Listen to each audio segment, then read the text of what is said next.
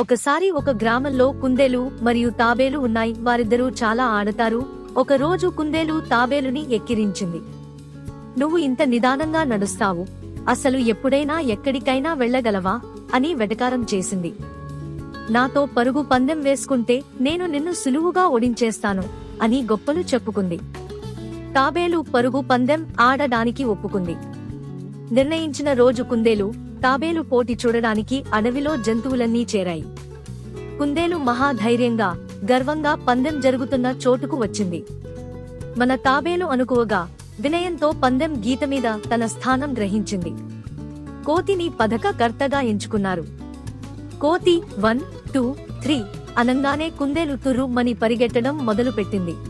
తాబేలు నిదానంగా తన స్టైల్లో రేగుకుంటూ సాగింది.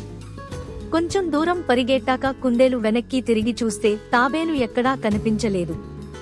అసలు తాబేలు నెగ్గే ప్రసక్తే లేదు, ఎందుకు కష్టపడడం, నిద్రపోయి లేచి సులువుగా ముగింపు గీత దాటేయవచ్చు అనుకుంది.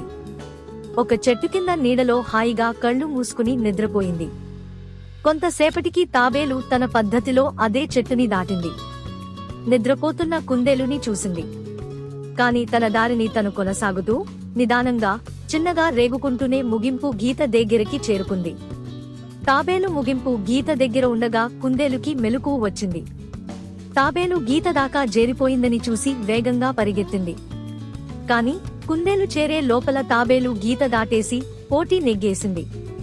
చుట్టూ చేరుకున్న జంతువులంతా తాబేలుని చప్పట్లు, పొగడ్తలతో అభినందించారు.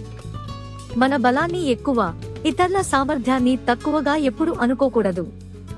జీవితంలో కూడా గెలవడానికి వేగం కన్నా నిదానమే ప్రధానము అని పెద్దలు అందుకే చెప్తారు.